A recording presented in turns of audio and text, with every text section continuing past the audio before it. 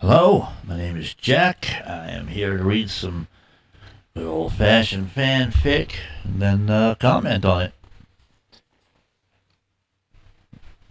Today I'm going to start out with this one written by Jarvie Jared. It's called "Ya Can't Take Them With Ya."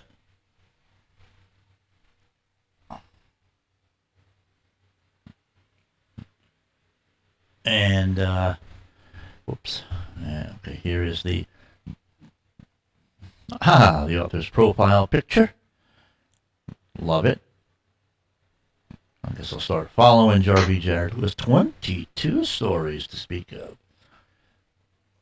And here we have the cover art. This is an Equestria Girl, something I haven't read up to this point, for the stream anyway. That's a cute pic. I like it. All right. With the arrival of a cool autumn day, it seems the perfect occasion for Rarity to take Hondo out to spend some time together. Perhaps this weather will do him some good, keep him grounded, keep him calm, maybe bring him back longer this time around. Goodness knows they could both use that. Goodness knows Rarity would rather be focusing on him right now, rather than, say, the ring burning a hole in her purse. This is a day that invites introspection. It invites memory. And for Rarity, still reeling from fresh wounds, that's the most painful part. All right, I'm a big fan of sadfics and emotional stuff, so this was published yesterday. It is here on the featured list. It's 7 down here. And I'm looking forward to this read. Hondo was taking longer than usual, which gave Rarity time to wander around the reception area.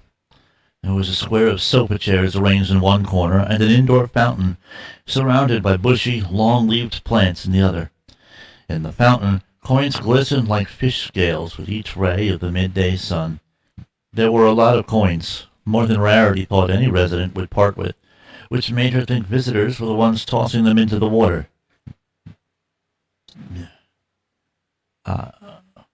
Do they? She asked the receptionist, who was typing on the computer. The receptionist looked up. Rarity clarified her question, and the receptionist shrugged. I guess they do. We used to prohibit it, because we were afraid the patients would try and take them, but then the visitors kept insisting on it. She shrugged again. It was before I started working here, I'm told. Maybe they're wishing for good luck, Rarity said, tapping her chin. Or fortune. Or change. Maybe.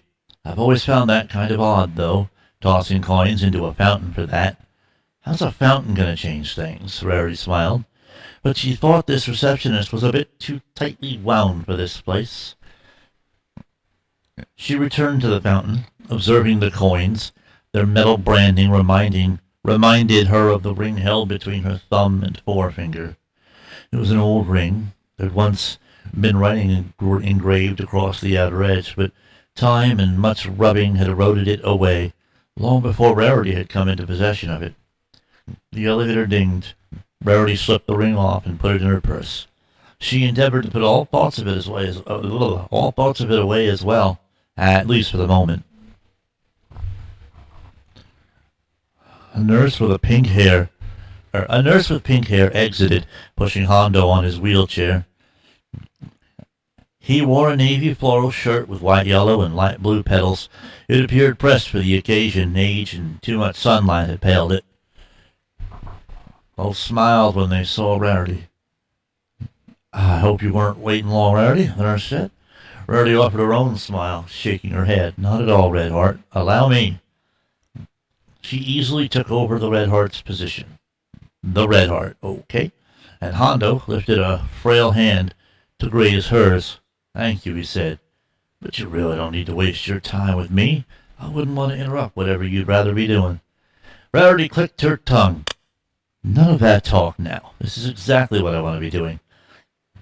Outside, the path leading away from the double doors was coated with dry, multicolored leaves. Red Heart came with them. They all made their way to Rarity's car. Front or back? Red Heart asked Hondo. He didn't answer at first. He looked at Rarity, his hand still atop hers. She gave him a warm smile. Either's fine. "I'll take the front," he said. They helped him into the front seat, Rarity positioning herself in the driver's to firmly pull him up while Redheart hoisted 1 foot at a time over the floor mat. Hondo grunted, but did not complain, even as his forehead leaked sweat. His shirt dangled limply from his shoulders. He seemed stronger this time around, stronger than he'd been last week, and when Rarity glanced at Redheart, she saw that the same thought had occurred to her. Redheart folded the wheelchair and put it in the back seat. She waved goodbye to Hondo, then walked around the car to Rarity's side and said, "He took his medicine, and he has a clear schedule for today, so there's no need to rush back. But if anything changes, I know. Thank you." Redheart's gaze turned downward for a moment, landing on Rarity's hands on the steering wheel. It didn't look like a deliberate action, but Rarity still tried to look nonchalant. "Is it just you today?" Redheart asked. Rarity nodded, her hands tightened around the wheel. Then Redheart stepped back, a hand offering a farewell. "Can I trouble you to keep the window down?" Hondo asked Rarity. Her fingers relaxed at the change in focus. 10 minutes later, the window remained down, the autumnal breeze gently whipping Hondo's brown mustache back with the gentleness of a schoolyard lover.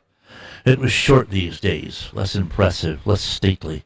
Still, he'd been proud of it, and while in the past Rarity had found it a bit unseemly, over time she'd started to appreciate it, such that now she found herself missing it. 1, 2, 3, 4, 5, 6 commas in that sentence. Ooh, boy.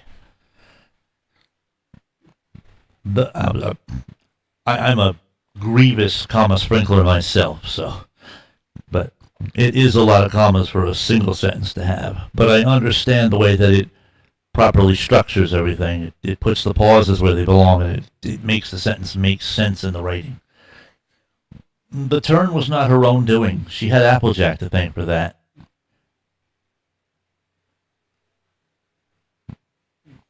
Okay. Rarity drove him through a road surrounded by sighing oak trees, the orange leaves falling around them.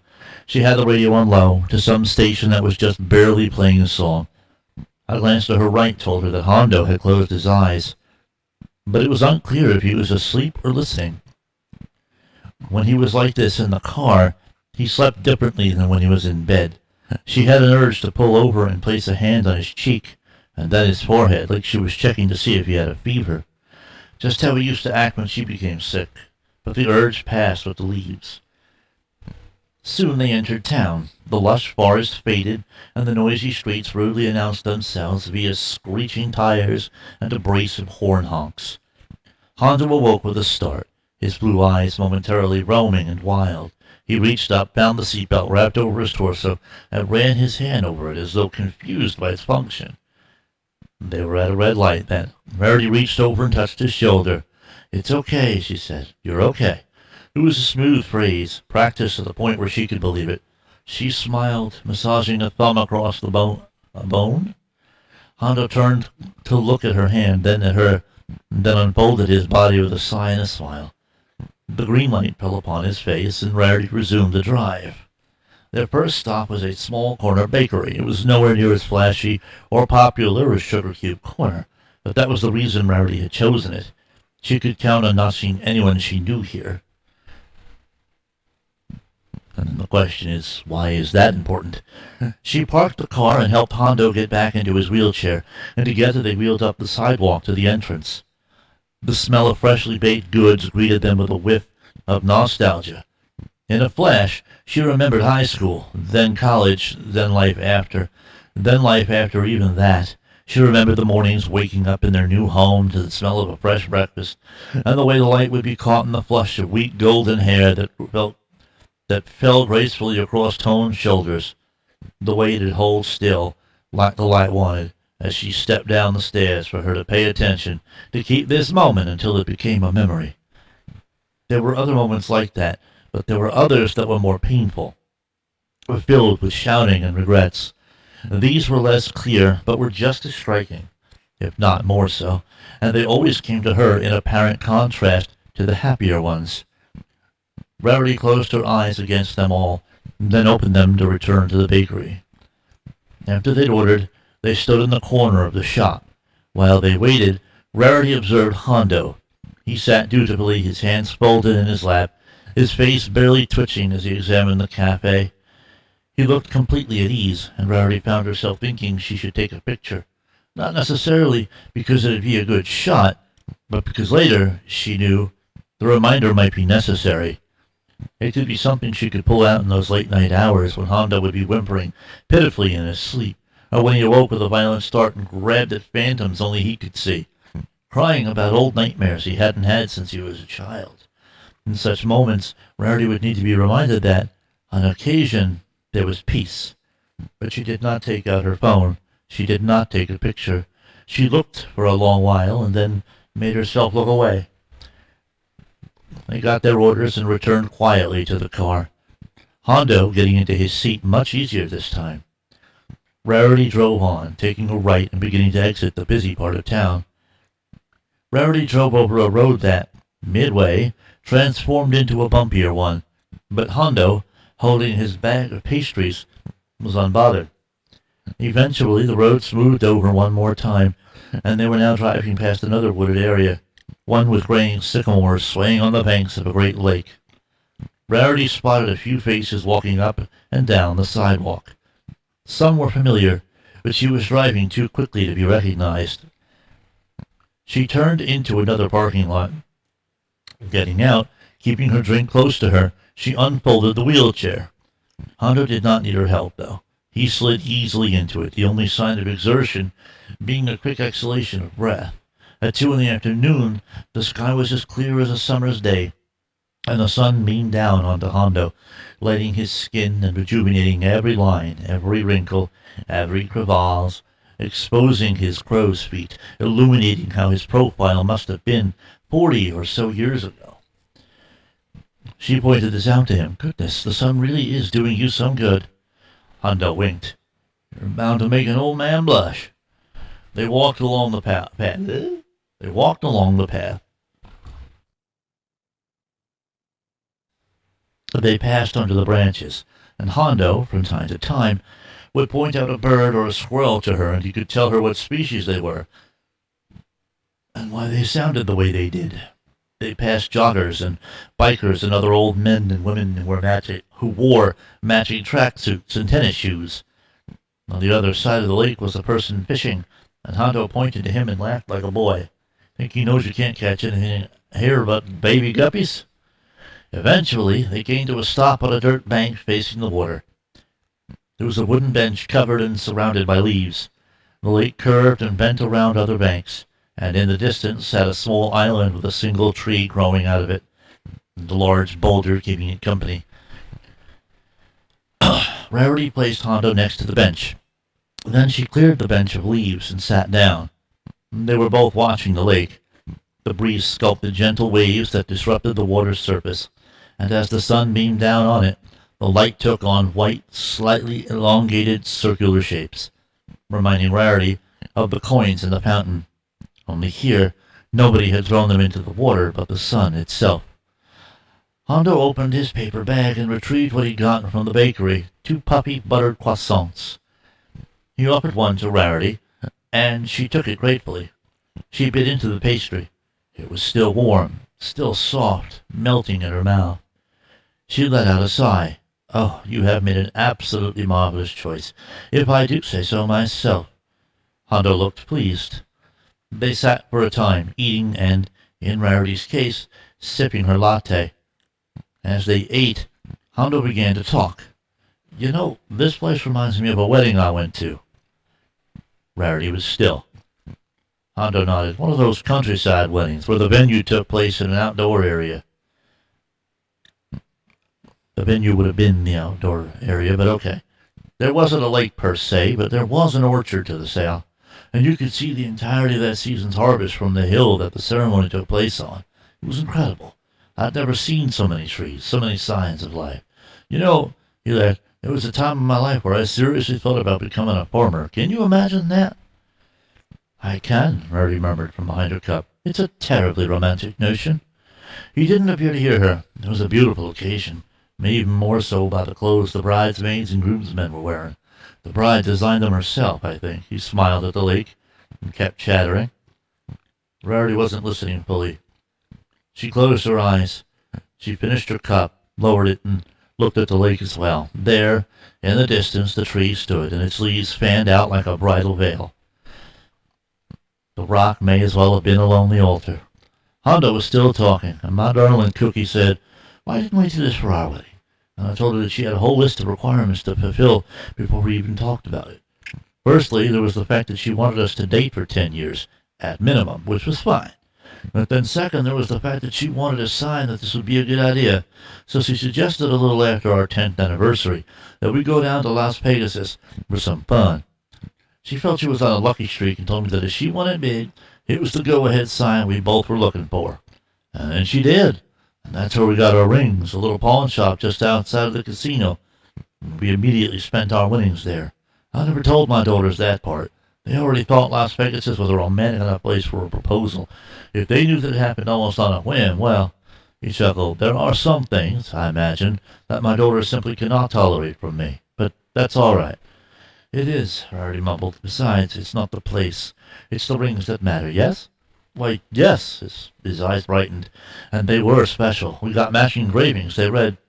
Hondo had lifted his hand up to inspect the ring, but his voice faltered when he saw his bare fingers. He gazed at them with visible confusion, his mustache twitching errantly. He flipped his hand around as though thinking he might find the ring hiding somewhere between the thin ligaments and aging liver spots. And he said, "To memories, old and new, to share forever between us two." Hondo nodded slowly. Yes, that's exactly right. How on earth did you—" He looked at her. His smile was that of an embarrassed child's smile. I've told you this before, haven't I? I'm sorry.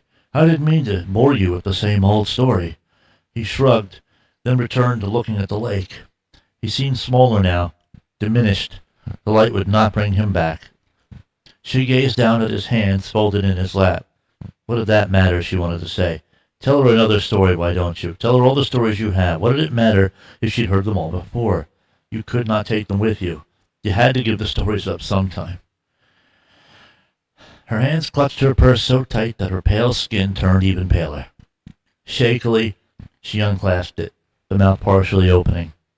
From inside, the ring gleamed dangerously, and her hand fell upon it. It seemed so much colder than before. She felt an immense urge to take it out and give it back to him. She could imagine the act, the sheer simplicity it would entail. Should she do it now? Was it the proper time? He was rather lucid. Was that a sign? She closed her hand around it. A shadow fell over them. Rarity glanced up. It was a cloud. When Rarity looked back at him, Hondo was frowning slightly. Tension rose in Rarity's shoulders, but she forced herself to remain outwardly calm. Hondo looked at his hands, wrung them out, and then clutched at his shirt, pulling the bottom out to examine the stripes. Rarity withdrew her hand and slowly stood. Her breath and voice caught in her chest. Hondo's chin wobbled and he looked around, as though seeing the lake for the first time. And then he looked at Rarity and his eyes were wide and confused. Miss, he asked. Who, do I know you? Oh, been on the receiving end of that. Rarity attempted a smile. She stood, ignoring the shakiness in her legs as she walked around to face his front. She knelt slightly, still holding her purse partially open. You do. Of course you do. It's me. It's Rarity. His face barely moved. His lip trembled. For a moment she thought that it was trembling with her name, but in the next he said nothing, and a vacant bewilderment settled over him. Then he leaned forward. His head landed on her chest, his arms folding around her. His breath wetted her blouse.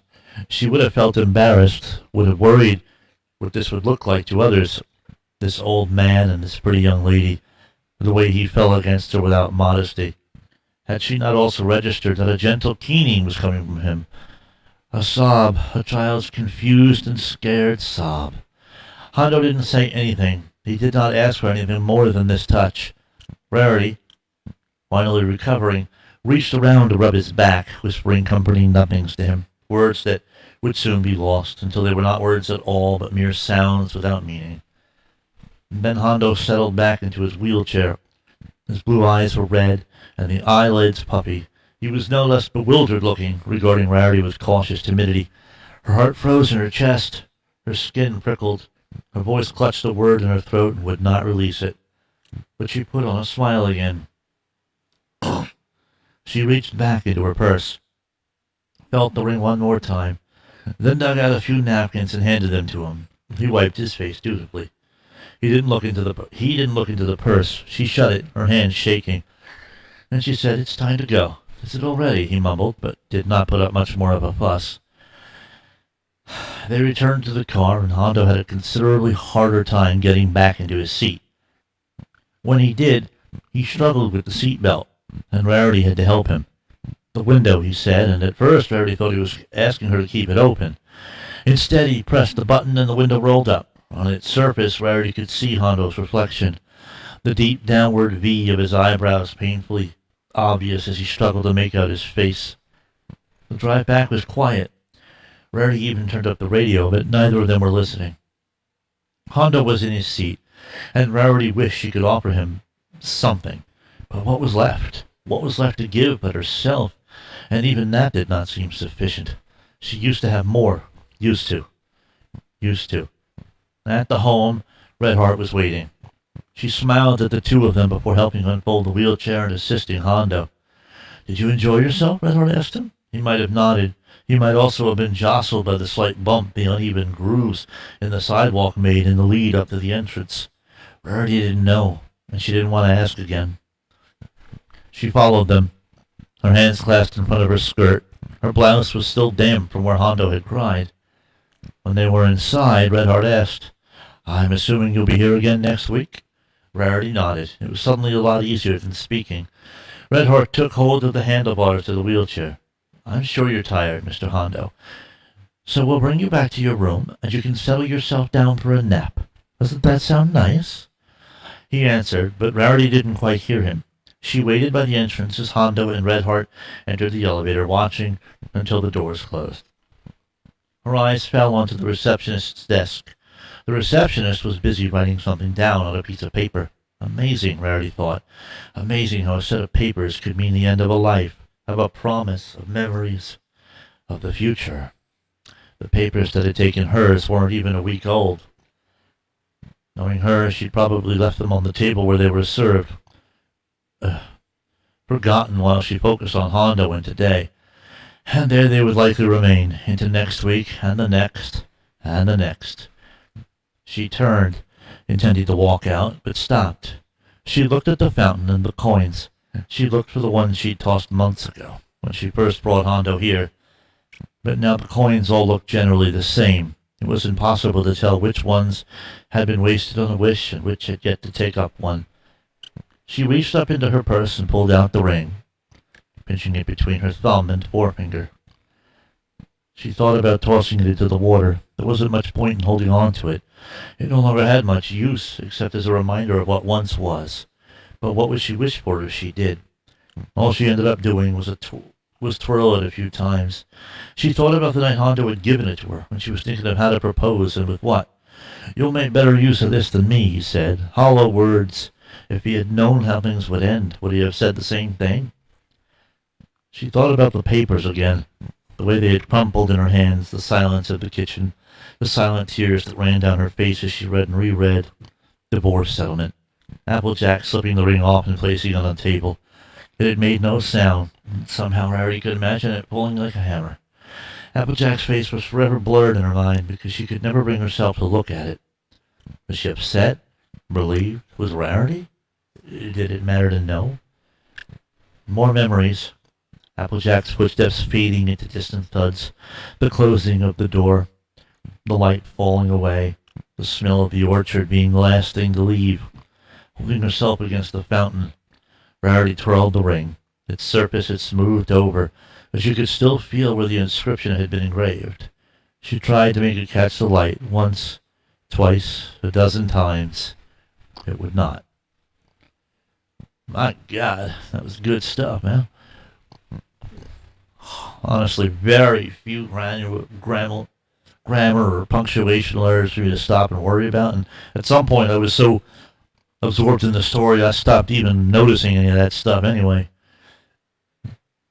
That was an eloquent description, and this person seemed to be speaking from some experience there. Probably. I think it was a pretty good. It was either dementia or Alzheimer's, but it was a good presentation of either of them. My grandmother is pretty far along herself, but one thing she'll never forget is the name Jim. They were married for 73 years, so that is a major portion of her life spent by his side and he at hers, and yeah, so that name sticks with her. And that is the person she is most often up at night looking for, asking for in the day, wondering where he's gone and why she can't find him.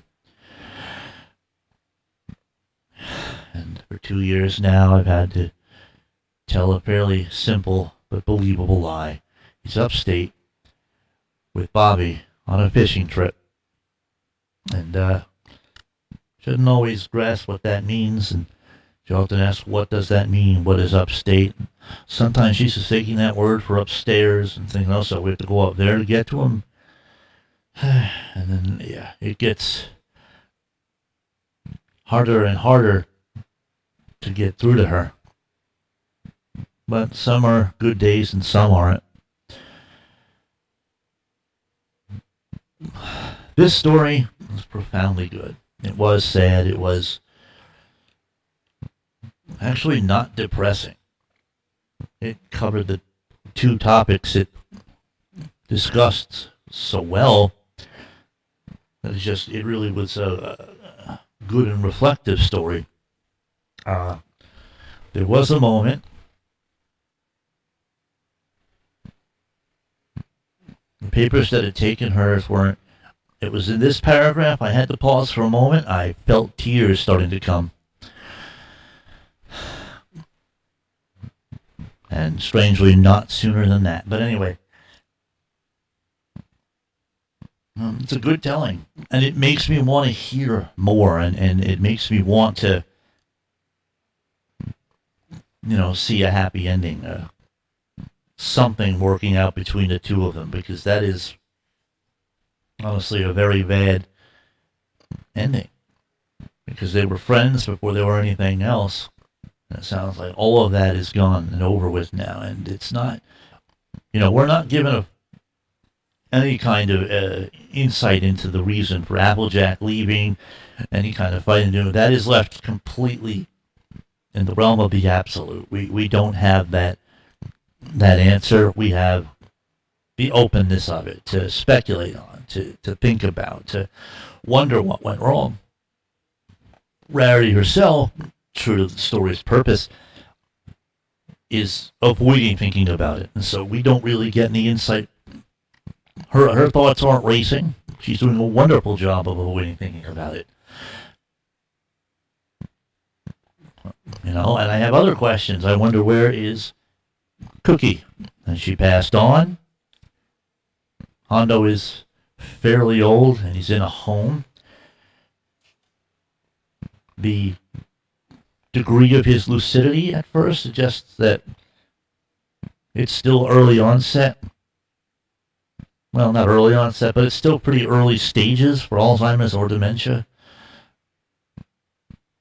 There gets to a point where my grandmother can't really form completely coherent sentences. There are times when she's not even able to form actual words.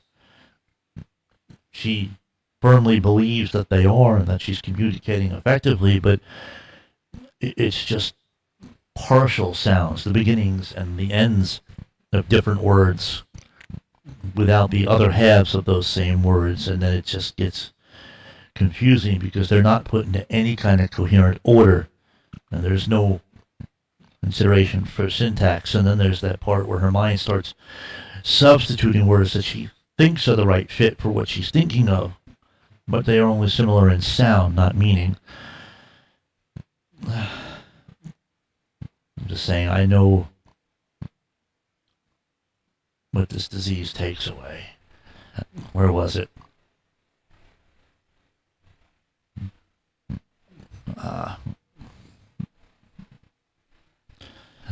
Words that would soon be lost until they were not words at all, but mere sounds without meaning. Yep, exactly what I was just describing.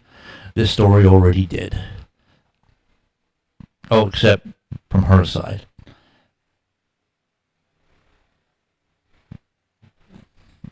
There was...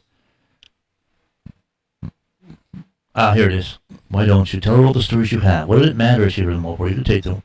You could not take them with you. You had to give up the stories up sometime. She's no longer, my grandmother, she's no longer capable of telling the stories. Her mind just seems to settle on the closest thing she can get to a narrative that makes sense to her, but it isn't any kind of an actual story. And she's frequently gets herself stuck in a loop, just talking in a single circle until something distracts her. But yeah, well, you have the time to tell the stories you have. I know that she was afraid when it was 8, 9 years ago, and it was just starting to affect her during the day. Because you can relate to the story, you should definitely share a link to your video. And I will. Yeah, 8, 9 years ago or whatever, when it was first starting to set in, she was in the daytime quite conscious and cognizant of herself, and at the night she would get lost. Not often, but it would happen, and she would realize that she had this blank spot in her personal timeline, and it would worry her, especially as it became more frequent, more pronounced. And 3 years after that, it started happening in the day. She would get lost in a thought. She would just snap to consciousness in a, well, semi-consciousness. It would be this moment where it was like, oh, she was supposed to get supper prepared or whatever it was she was doing, and it was for her kids, for her husband, for her father, depending on what part of her life her mind had settled her into. Without any consideration for time of day, she would just be in that mode where, oh, she had to cook. Only she'd have no idea how to do that. She would just grab random things that she thought were the things she needed, start putting them places. That's gotten more pronounced. She lives with me. I take care of her health. One of her caretakers. She lives on the first floor for ease of access for her. And some mornings I'll go down there and all the furniture will have been rearranged. Vases and other crystal things will have been moved around. One time the racks in the dishwasher had been pulled out, full of clean dishes. And somehow only 2 dishes, well, one shattered and one chipped. A coffee mug and a teacup. And how she managed to move that stuff out of there, it's heavy. She's surprisingly strong at 90. But yeah, I relate to that. But I think the thing that's really getting to me in this story is that divorce, and especially coming from Applejack, a character whose core value is family, is sticking together. Being the one to initiate the divorce is profound. That's perhaps more telling than anything. So there is so much about this story that I want to know more about. And that's just how well it's written. That's how good this came out. This is good. And so it makes sense that it's here on the featured. So I have to say to Jarvie Jared, holy crap.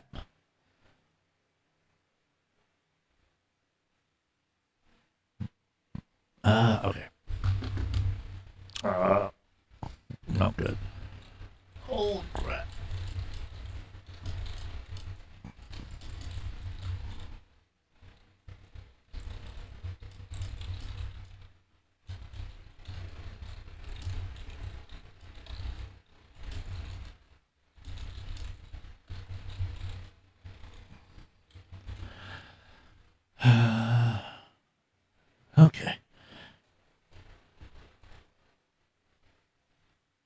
Nope. Oh, too long. Actually, you know what? Do something I haven't really done up to this point. I'm going to go ahead and look at the author's other stories. Jarvie Jared. Stories.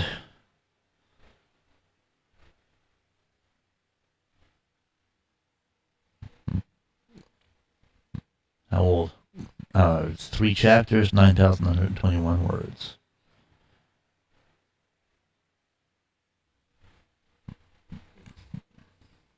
Okay. Station 13. Oh, that's much longer. Ideally, I'm going to find... I wonder if this... Oh, yeah, this author... I wonder if this author makes their own cover art. This is good stuff. The trail of your failures will lead you to memory.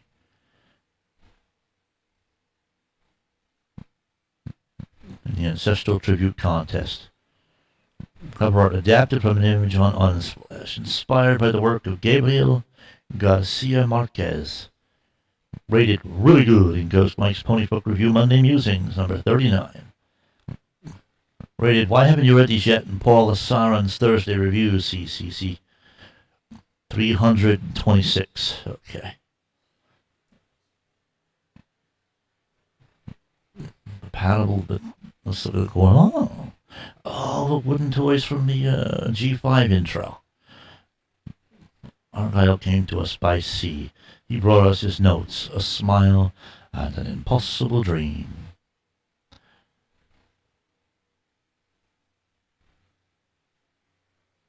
$20,538 words. Ruby noodle soup for the soul.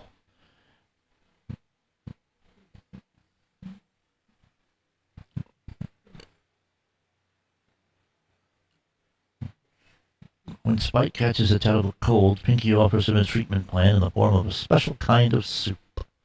Interesting. Over the weekend, some ravens got into the abandoned shop down the street. That was when Brimstone knew his time was up. Oh, I'm familiar with Apple Zombie. That's a new author profile pic, but I am familiar with Apple Zombie. In fact, I knew that person on Discord, I believe. Been a while.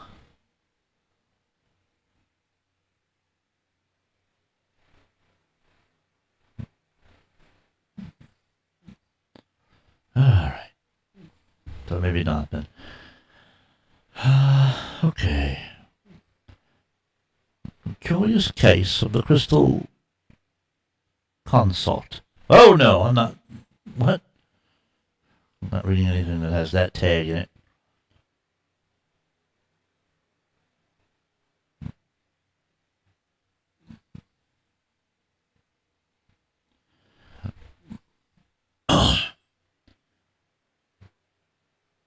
Twilight Sparkle wasn't able to... Okay.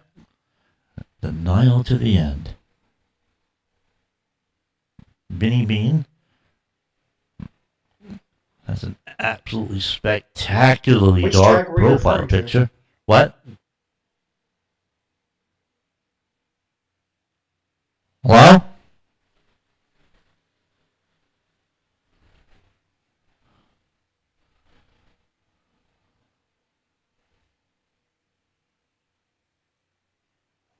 Which tag were you referring to? Sex.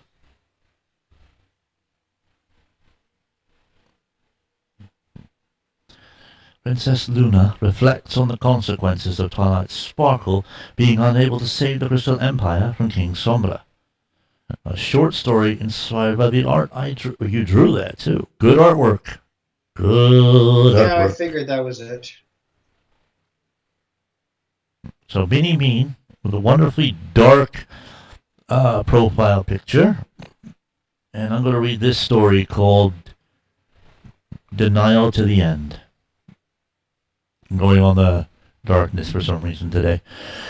Denial. Princess Luna, the keeper of the night, kept a quick pace along the darkened halls of Canterlot Castle. She was alone, and for that she was thankful. She didn't want anybody else to see this. Her ears perked up in alarm as the sound echoed across the marble royal walls of the dark castle, protected in the moonlight. A wail, a cry of deep pain. She increased her pace. Her heart rate jumped as her ears fell, lingering unease. Death. Death was a subject Luna had tried hard to suppress as her long life moved forward. As a mortal, she had some comfort in the fact that life did come to an end. Generations would have moved on without even a whisper of her name. But fate played a rather cruel trick. Her sister and herself were not so lucky. They turned into Alicorns. They soon watched as their generation moved on. Everybody who knew them as their mortal selves soon no longer breathed life. Then all that was left were Alicorn-worshipping fools. The sisters avoided talking about such a subject. As life went on and more ponies fell to its undeniable hold. They knew there was no end for them unless the universe itself ceased to exist. There was no point in discussing grief. They had already said all that could be said by the time 200 years had passed in their reign.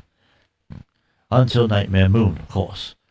The first time she was defeated, Luna awoke on the moon. She felt it was confirmation Alicorns were doomed to live in immortality. It was a soul-crushing realization. Then, 1,000 years passed. She returned to Equestria, fueled by rage, fueled by the need to exist, to be known, even. Then, when the elements slammed into Nightmare Moon, she experienced something she never thought she would. Death. For a few blissful moments, as the elements dug into her body, ripping it apart in light, she felt pain followed by nothing. Nightmare Moon was dead. Strangely enough, she had only felt that sensation once before. Only once. When she became an Alicorn. Then her mind was put back together, her body once again being her own as her eyes flickered, open to a damaged castle. Pain slammed into her, reminding her of who she was. Now, as she moved along the halls of Canterlot Castle, she couldn't ignore death. It was coming for them all. It already got her sister. Hence the deep sobbing up ahead. About 1.5 years before, the Crystal Empire came back, followed by Sombra. Her sister sent her student and her friends to the Empire with complete confidence she would pass the test. These are very short paragraphs. Test. Twilight panicked, but went ahead anyway to ensure she saved an empire and passed the test. Luna wasn't quite sure what occurred during those days. Something about a festival, a fake crystal heart, and then finally a spark of hope when they found the real one in the tower. And after that, according to the official report, Twilight became trapped up there. Spike attempted to grab the heart, but it fell off the side of the tower just as the shield protecting the city fell. Princess Cadence didn't have the strength to move anymore from her spell. Twilight's brother galloped to inform guards to fight for the city, for their freedom. Twilight's friends scattered between staying with Cadence, calming down citizens, or fighting however they could. It didn't matter in the end. King Sombra snatched the tumbling heart right out of the sky. Soon everything was the way it was 1,000 years ago. Through a miracle, Twilight, her friends, Shining Amour, and his wife Cadence managed to escape before they could be taken captive once again and then headed to Canterlot. Twilight knew she failed. Well, failed is a strong word, but that didn't stop the young unicorn from crawling into a ball through endless panic attacks on the train back from saying it despite everyone's insistence it wasn't her fault. Sometimes the enemy is just too strong. When they all returned, Twilight couldn't even look her mentor in the eyes. Princess Celestia couldn't look down at her student either. Both of their thoughts were clouded by grief, rage at themselves, at Sombra, and deep pain. For the whole event. Twilight requested she be transferred back to Canterlot to stay secluded and alone for her failure, with the expectation Celestia would drop her as her student. Celestia couldn't give the order to fulfill such punishment as she and Luna knew fully well she did not deserve that. But Celestia also couldn't ignore it either when the history of Equestria's Preservation Board came to finally demand a stained glass window in the main hall to the throne room of the responding tragedy that was the Crystal Empire's return. She and Luna argued with the board for hours against it, but in the end they could not deny that it was a large piece of history they couldn't ignore, especially since all combat reports from the edge of the border were reporting that a war was brewing. So the window was commissioned, followed by the unveiling a week later. Celestia invited as few ponies as she possibly could. She made sure Twilight and her friends didn't have to see it, at least for now. By the end of the week, King Sombra declared war. It was all the press could talk about, all any pony could talk about. Twilight shut herself away with loyal Spike on her side in her old observatory. Not even her friends could convince her to return to Ponyville. Months started to pass, and her sister's guilt grew more and more as the casualty reports came in. The sisters briefly considered sending the elements of harmony once again to try to use their ancient power, but Celestia wasn't sure the idea could work. Twilight had locked herself away for months. The bin is superfluous here. Sending Spike out for essentials and to shoo off the attempts of her friends to bring her home. Meanwhile, Celestia hadn't been able to find a way to help the young unicorn, despite her years of knowledge, so she allowed her guilt to drown her words. To become a shell of herself that soon moved through the halls of Camelot with barely a glance to any pony but Luna. Then, suddenly, she was gone one night. She took her armor, hidden deep inside the catacombs. She left a simple note for Luna to not worry. She was headed to the front lines of the war. Luna wanted to be in charge, but not like this. Ruling alone was Nightmare Moon's plan, but not herself, and yet here she was. A week later, she stood on the throne, hearing from one of the top generals of the equestrian military, when suddenly she felt as if a part of her soul was ripped out. She gasped for breath as the general looked up at her with concern. Suddenly, the whole world felt wrong. About an hour later, she received a scroll from Cadence as she paced her balcony, becoming increasingly worried about the sun failing to rise from the north. The sun rises from the north in this world, okay. A scroll, laced with shed tears, recounted a short story. They retook the Empire. Cadence and Shinning managed to get the heart back to its rightful place as Celestia battled Sombra in the throne room. Of course, it was too late. King Sombra slammed a sword with corrupted dark magic straight into Celestia's heart. The poison spread quickly just as the heart was placed on its pedestal. Her sister was dead. Dead. Even Alicorns had their limits.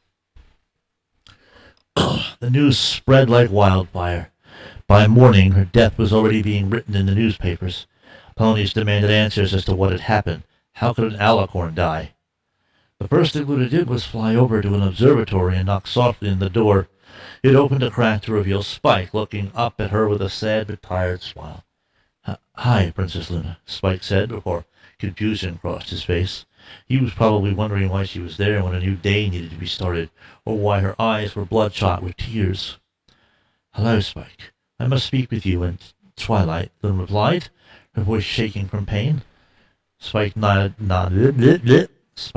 silently before opening the door a little more to allow her inside. The pair soon moved through the dark observatory to the main area, where a large hourglass stood, surrounded by walls of books, littered between the shelves and piles on the ground.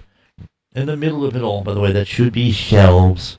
In the middle of it all, leaning against her desk as she scribbles notes non-stop about magical theory, her horn providing the only light outside of the moonlight streaming through the massive windows, sat Twilight Sparkle, disheveled, lost. Luna was beginning to wish she had waited to come break the news, that perhaps she should have called the friends she had been turning away for weeks for comfort. It was too late now as Twilight looked up from her studies with bags under her eyes, a messy mane and bloodshot eyes. "Princess Luna?" she mumbled before her eyes widened and she stood at attention. How can I help you?" "I have some news I need to share with you before it becomes common knowledge tomorrow," Luna hesitantly explained before she motioned for Spike to stand beside Twilight. Twilight began to tremble as she assumed her life as a student had finally come to an end. And technically, yeah. In reality, it was much worse than that. "I received a letter from Cadence. The war is over. King Sombra has been defeated."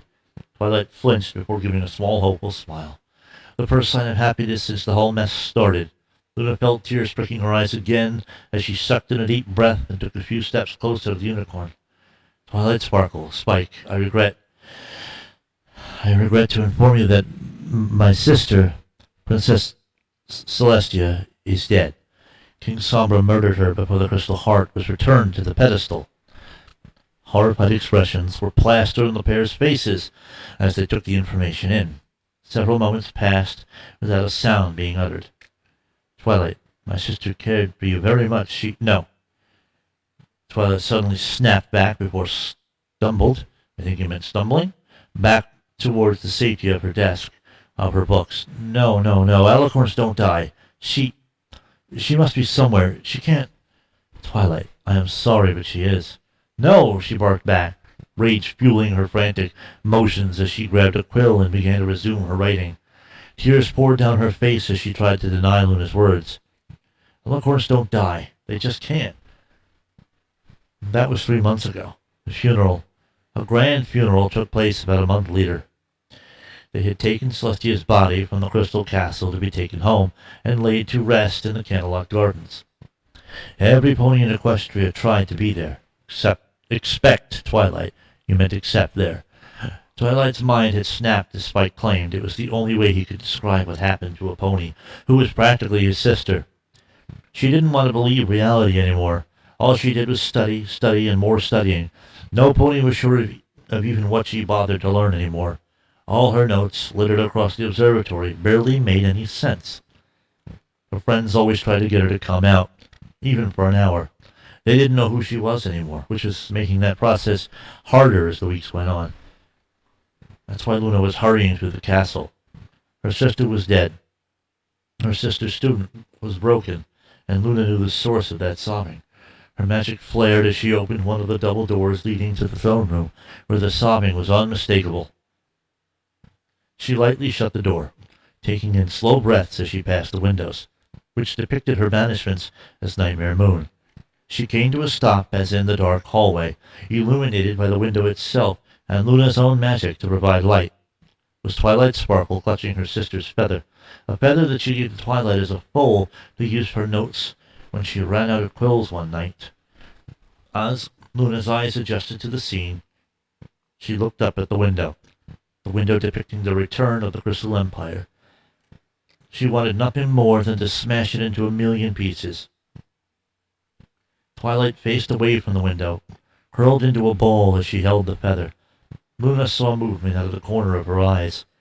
Her head snapped in alarm to see Spike standing near one of the pillars farther in the hallway, eyes pleading for her to help, for her to do anything. She can't be dead. She can't be dead. Luna couldn't let out a single word. She didn't know what else to say. She already said everything that could be uttered on the matter.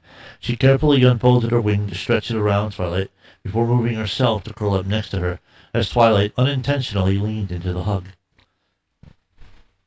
Luna's own eyes filled with tears as grief from memories of her sister came flooding back as Twilight's wails of denial crashed against the walls.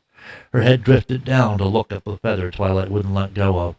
A large, pure white feather from Celestia, and a faint stain of ink at the base of it from long study sessions. The only quill in Equestria that never broke.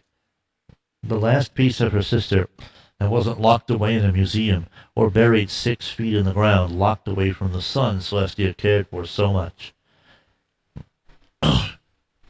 As she looked towards the element's bearer of magic, the shaking unicorn had proven herself to have incredible power.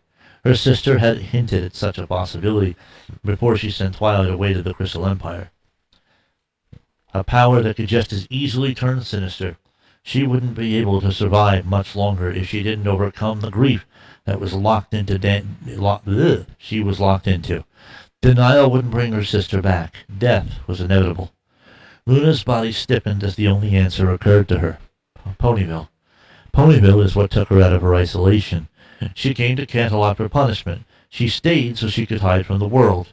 Celestia didn't give her a choice when she sent her off to that town. Luna didn't know how else to save her. She gulped before nudging the unicorn. Twilight looked back at her with exhausted eyes, cheeks stained with tears from weeks of grief. In the morning, I will be issuing a direct order for you and Spike to return to Ponyville. Your home, Luna whispered. Twilight's expression crossed between anger and fear as she processed her words. No, I can find a way to fix this. No, Twilight! Luna barked, causing Spike and Twilight to flinch. My sister is dead. She was buried in Canterlot Gardens, among the heroes who protected this land. I may be an Alicorn, but death comes for us all. But it's not as if she never existed. She left this land, this country, to thrive for generations. And to come. Oh, good grief. This country to thrive for generations to come. A land we must protect, or we would be throwing away what a beautiful piece she left us. Twilight lowered her head, ashamed. She sent you to Ponyville for a reason. You were her student for a reason. Yes, mistakes occurred during the Crystal Empire, but not once even after those events did my sister doubt who you are. She knew you did not mean for what occurred to happen. She chose to go to the front lines. She chose to walk into that throne room and battle Sombra. She is gone. I will miss her. I will miss her every day. Every time I must change the day and night alone, I will miss her.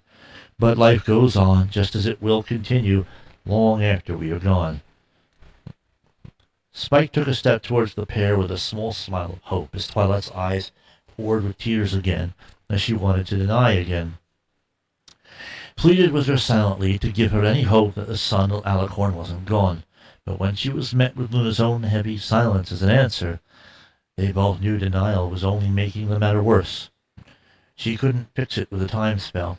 She couldn't rewrite reality, and she certainly couldn't resurrect the dead. I miss her, Twilight choked out with a strangled sob. Luna pulled her closer as her eyes fell to the other windows surrounding them. Twilight began to quiet down as her eyes widened, and she looked up to the older Alicorn with alarm. What are you going to do now? Luna had been trying to avoid that line of thinking since her sister's death occurred. Her only family left alive was dead. She didn't have the kind of relationship her sister did with Cadence, and she felt alone. She felt disconnected. I will continue with my duties. I will do my best to fulfill what my sister wished for Equestria, which includes her faithful student. Once you recover, Luna replied softly. Twilight nodded. Her eyes were as uncertain of the future as Luna was, but for now, that didn't matter. My sister wouldn't want this. She would want us to move forward towards a brighter future, which is why you must return to Ponyville. Perhaps visit your family once more before you leave? Twilight sucked in a deep breath and swiped her hoop over her eyes before glancing towards Spike. Does that sound like a good plan, Spike? I am sure Shitting Armor would like to see us before we go. Spike nodded slowly with a smile. Twilight couldn't help but chuckle through the tears. The end. Author's note. I am a little out of practice in writing, but sometimes I do very short stories for my art as inspiration, and this story just happened to be a little longer than I originally intended normally write these days, so I decided it was better to be placed here. Hope you enjoyed it. I did. Have a good day. Upvote. I 100% enjoyed it.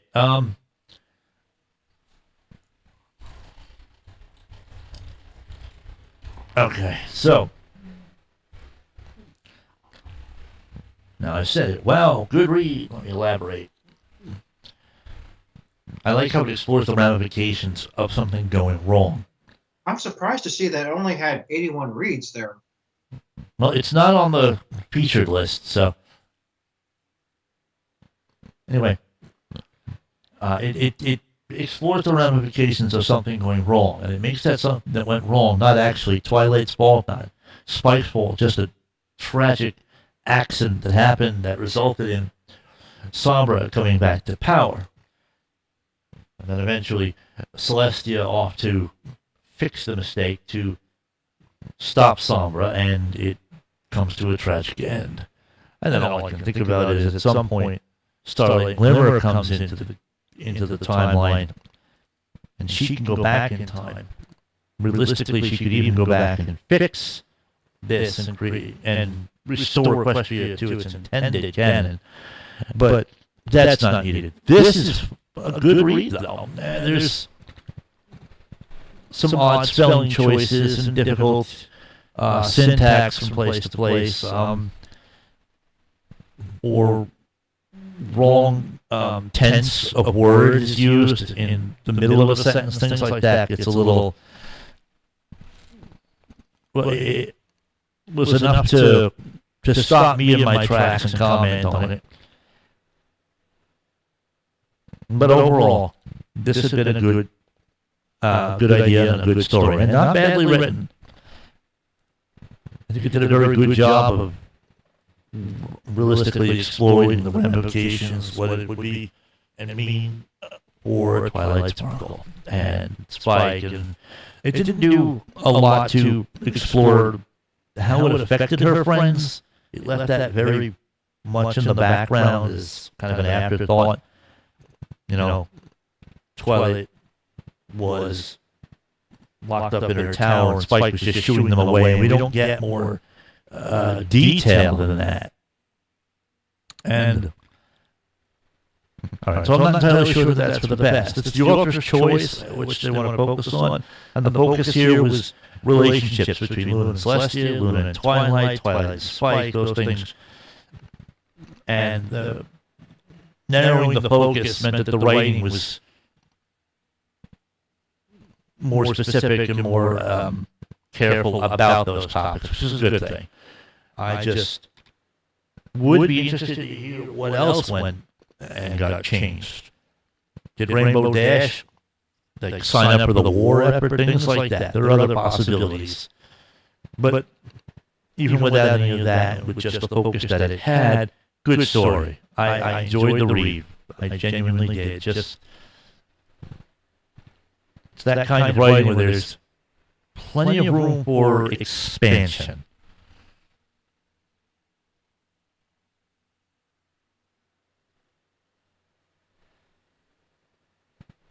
Well, Yeah, I kind of thought that too. That this seems like a spin-off alternate universe storyline that probably has a lot of potential. I would say mostly sad, but it can get better from there.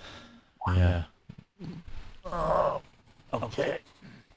All right. My back cannot take this chair any longer.